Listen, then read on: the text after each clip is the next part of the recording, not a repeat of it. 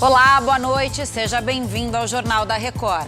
Senado define Auxílio Brasil permanente no valor de R$ 400. Último dia para regularizar situação eleitoral tem recorde de registros de títulos. Flamengo e Corinthians voltam para casa com empates em jogos fora pela Libertadores. Agora, no JR.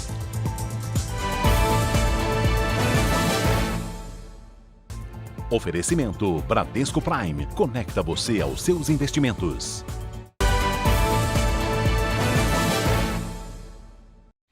O Senado aprovou agora à noite a medida provisória que fixa o valor mínimo do Auxílio Brasil. O Matheus Scavazini tem os detalhes direto de Brasília. Oi, Matheus, boa noite.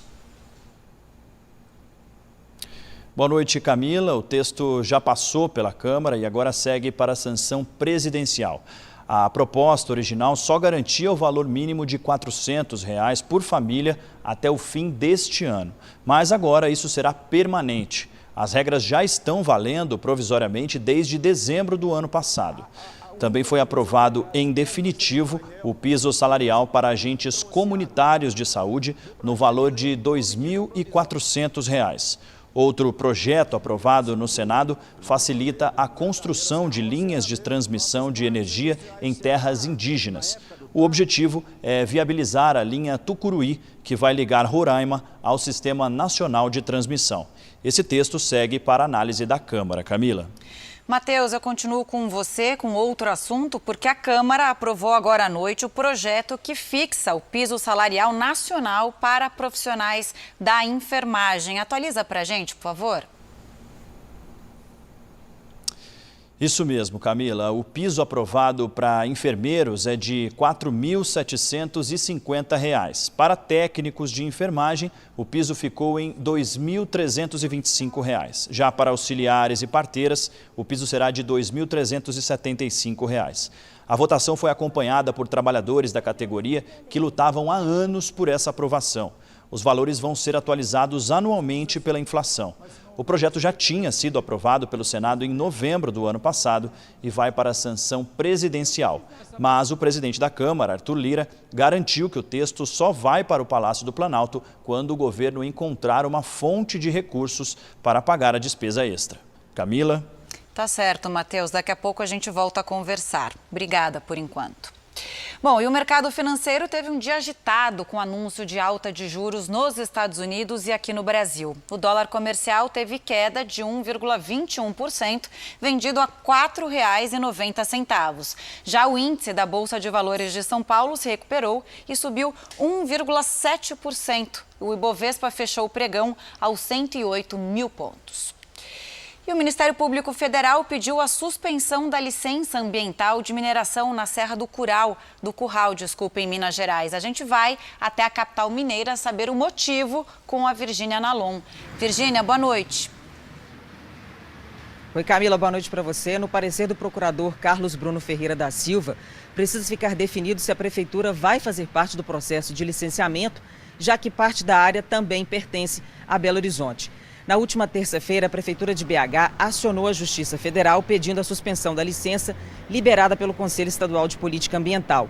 A Justiça deu 10 dias para que o governo do estado e a mineradora se manifestem sobre essa questão. Além disso, o MPF também pediu esclarecimentos sobre a preservação da serra durante a exploração da mineradora. Camila. Obrigada, Virgínia. Boa noite. A Anvisa liberou o uso emergencial contra a Covid-19 do comprimido antiviral Molnupiravir, produzido pela farmacêutica MSD. Como é uma autorização emergencial, a agência vai continuar monitorando dados sobre a qualidade do remédio quando usado em larga escala. O medicamento é indicado para pacientes adultos que não requerem oxigênio suplementar e apresentam risco de agravamento da doença. Nesta quarta, a Organização Pan-Americana da Saúde fez um alerta sobre o desafio de superar a pandemia que vai além da Covid-19. A saúde mental da população mundial foi muito afetada nesse período de isolamento. A Giovana Rizardo traz agora mais detalhes sobre esse assunto, né, Giovana? Boa noite. Oi, Camila, boa noite para você, boa noite a todos. Olha, Camila, agora a atenção está voltada para a pandemia da saúde mental. É essa forma que a Organização Pan-Americana de Saúde está traduzindo esse momento. A organização, ela alerta, vem monitorando os altos índices de depressão e também de ansiedade em muitos países do continente americano. E esses sintomas mentais e neurológicos estão se tornando um verdadeiro desafio para superar a pandemia, Camila. A gente viveu um período longo em que o coronavírus afetou a rotina, a economia, a saúde das pessoas. E depois que os números da Covid-19 melhoraram em todo o mundo, principalmente o de mortes, o órgão pede que os países reforcem o tratamento, os sistemas de saúde para o tratamento da saúde mental das pessoas. Camila. Um alerta importante, né, Giovana? Obrigada, viu, pelas informações. O Conselho Federal de Medicina regulamentou a prática da telemedicina de forma permanente. As regras devem ser publicadas nesta quinta no Diário Oficial da União. Com a pandemia, o atendimento médico à distância foi a única alternativa para muitas pessoas que precisaram de uma consulta. Eu estava com sintomas gripais e com as crianças em casa também, né? Então eu procurei uma clínica para fazer uma telemedicina. Tive um retorno bom que acalma, né, a gente para a gente não se desesperar e sair correndo para um hospital. Passado o momento mais difícil, a comodidade vai continuar na vida de muitos brasileiros. O Conselho Federal de Medicina aprovou a resolução que torna a telemedicina uma prática permanente. Pelo texto, são 7 modalidades de atendimento à distância, incluindo consulta, diagnóstico, monitoramento, triagem, vigilância, troca de informações entre médicos e até cirurgia por meio de robôs. O texto destaca que paciente e médico devem concordar com atendimento à distância e lembra que a consulta pela internet não substitui a garantia de atendimento presencial no Sistema Único de Saúde, como previsto na Constituição. O gestor de um sistema, seja privado ou público, não pode impor ao médico ou ao seu usuário, paciente, que essa modalidade de atendimento só é possível de forma à distância. Não veio para substituir atendimento presencial. A resolução também destaca que a transmissão de informações e imagens dos pacientes deve seguir a Lei Geral de Proteção de Dados e regras do Conselho, garantindo o sigilo dos atendimentos. Além disso, pacientes com doenças crônicas ou que necessitam de assistência por longos períodos devem obrigatoriamente ter consultas presenciais em intervalos de no máximo 180 dias. O governo federal editou uma medida provisória para estimular a economia e o emprego no país. A terceira fase do programa Renda e Oportunidade foi lançada num evento no Palácio do Planalto. O decreto, assinado pelo presidente Jair Bolsonaro, visa criar 100 mil vagas de aprendizagem profissional. O programa é voltado à inserção e manutenção das mulheres no mercado de trabalho. A deputada Celina Leão, do PP do Distrito Federal, ressaltou o trabalho da bancada feminina no Congresso Nacional. Sobre a nossa legislatura, nós aprovamos 162 leis voltadas às mulheres. Muitas delas ainda estão tramitando no Senado, não vieram para cá. Nunca na história da República teve um presidente da República que protegeu e sancionou tantas legislações voltadas às mulheres. A Justiça Eleitoral bateu recorde de atendimentos nesta quarta-feira, dia do fechamento do cadastro eleitoral. Matheus Scavazini está de volta com a gente. Matheus, como foi? Camila, só nessa quarta-feira foram registrados mais de 1.300.000 pedidos. Esse foi o maior número em um único dia em toda a história. No último mês, foram mais de 8.500.000 pedidos, sendo 4.500.000 de forma presencial e 4 milhões online pelo sistema Título Net. Todos os pedidos feitos até a meia-noite serão analisados pela Justiça Eleitoral. A partir desta quinta-feira, o cadastro estará fechado até as eleições de outubro. Com isso, não serão mais permitidos alistamentos de novos eleitores, transferência de domicílio eleitoral, local de votação ou alteração de dados pessoais. Camila. Obrigada, Matheus. Bom descanso. E a Prefeitura de São Paulo deve abrir uma sindicância para apurar o uso de dinheiro público no evento promovido por centrais sindicais no Dia do Trabalho em São Paulo. A festa se transformou em comício de campanha do pré-candidato Luiz Inácio Lula da Silva, do PT. Entre montagem e cachê dos artistas, foi gasto quase R$1 milhão. Na lista de artistas, Daniela Mercury era anunciada como a principal estrela. O evento organizado pelas centrais sindicais era para comemorar o Dia do Trabalho, mas o que se viu foi um ato político em apoio ao pré-candidato à presidência Luiz Inácio Lula da Silva, do Partido dos Trabalhadores. No palco, a artista fez campanha pelo voto em Lula.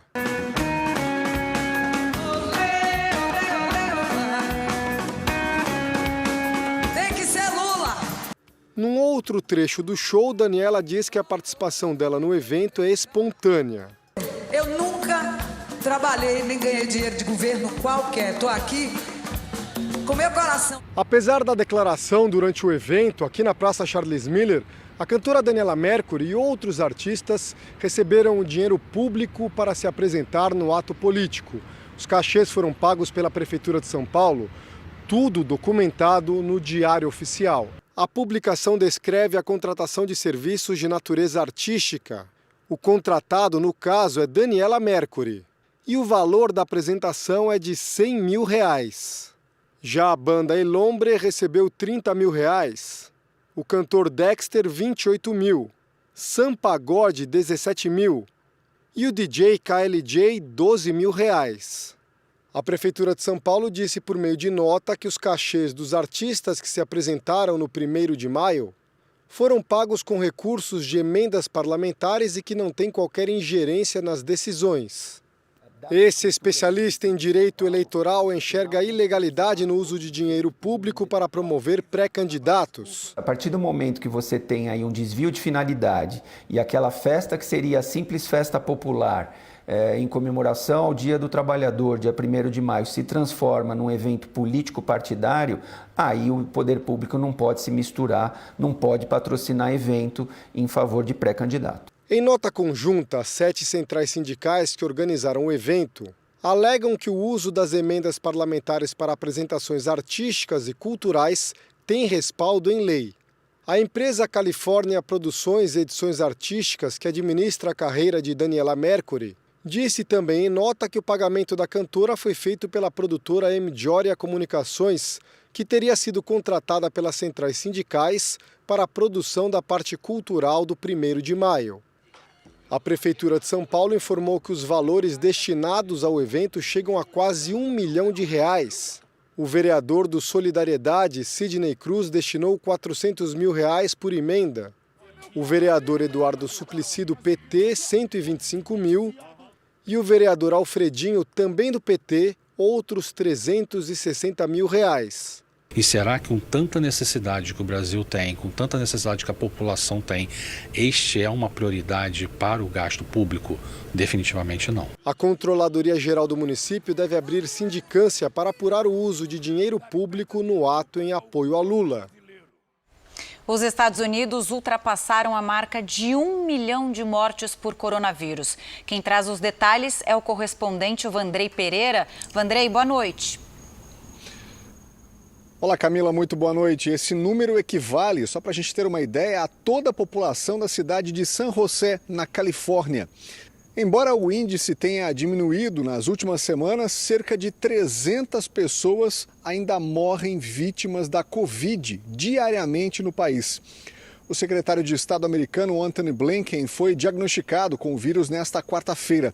Ele não teve contato recente com o presidente Joe Biden e permanecerá isolado pelos próximos dias. Segundo a Organização Pan-Americana de Saúde, a região das Américas e Caribe registrou mais de 616 mil casos de Covid-19 na semana passada, uma alta de quase 13% em relação à semana anterior.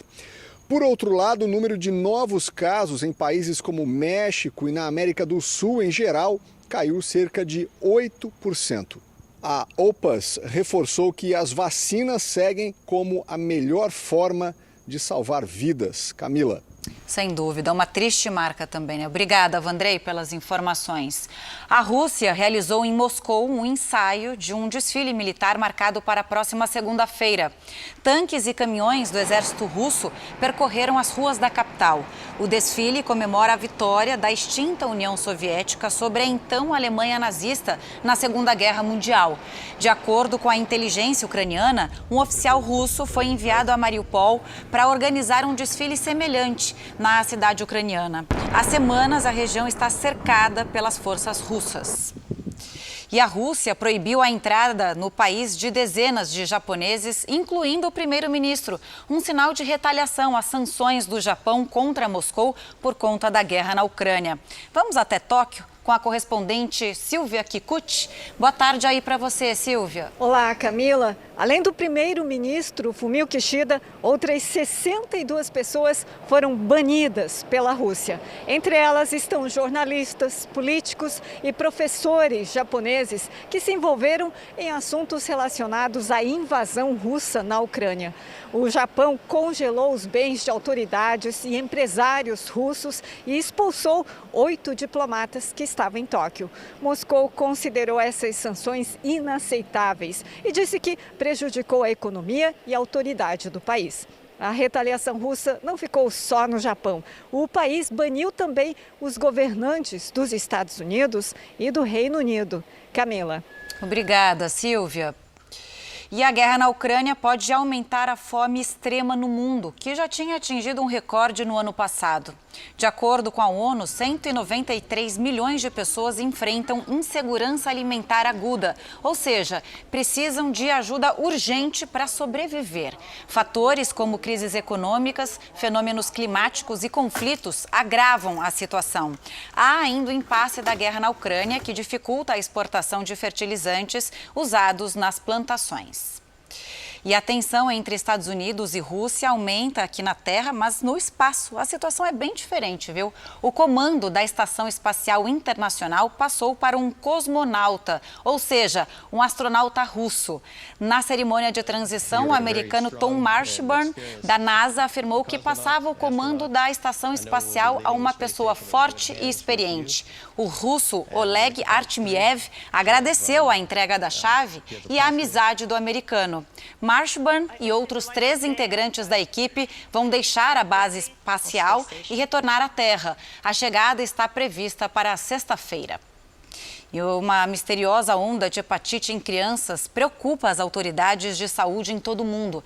Já são pelo menos 4 mortes e cerca de 230 casos.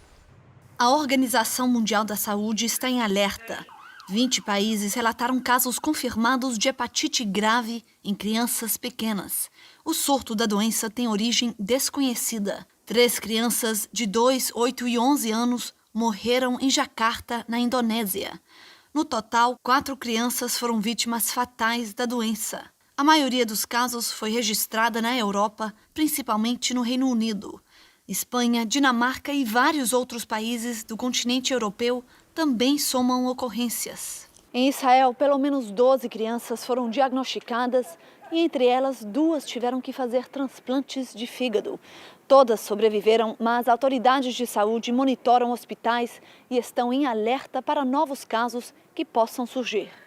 Os primeiros sintomas relatados nas crianças incluem náuseas, vômitos, diarreia e dor de barriga.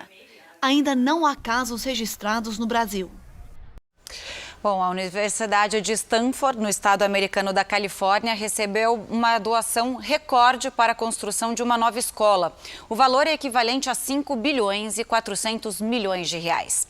A doação foi feita pelo investidor americano John Doerr e tem como objetivo construir uma escola focada em mudanças climáticas. O valor levantou um debate sobre como esse dinheiro poderia ter sido melhor aplicado para combater a crise do clima.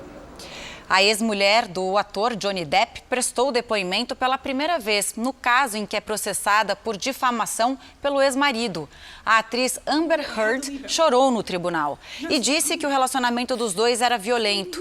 Ela acusou Johnny Depp de agressão. O ator processou a ex-mulher depois que ela publicou um artigo em que diz que foi vítima de violência doméstica sem citar o nome de Depp. O astro do cinema diz que o texto causou problemas à imagem dele, afetando a carreira. Amber também processa Depp por difamação por ele ter dito que ela é mentirosa. Agora o futebol. O Real Madrid vai ser adversário do Liverpool na decisão da Liga dos Campeões da Europa. O time espanhol eliminou o Manchester City numa daquelas viradas históricas e graças a um herói brasileiro. O Real precisava devolver a derrota sofrida na Inglaterra, mas o City teve as melhores chances do primeiro tempo em Madrid. Na saída de bola da etapa final, uma jogada ensaiada do Real quase terminou em gol. Vinícius Júnior finalizou para fora. Aí apareceu o português Bernardo Silva. Ele avançou com a bola e deu passe para Mahrez, de primeira fazer 1-0 e aumentar a vantagem do Manchester City.